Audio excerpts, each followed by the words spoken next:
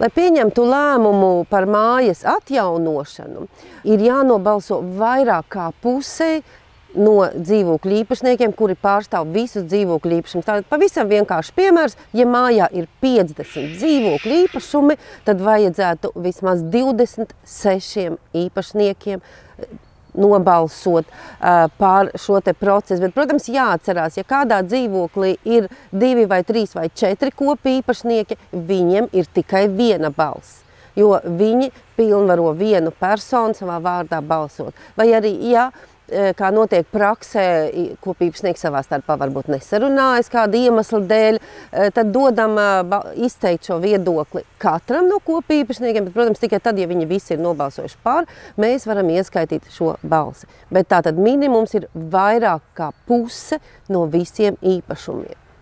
Saka lūdzu, bet ja balsojums ir negatīvs, vai varētu būt atkārtos balsojums par šo pašu jautājumu? Jā.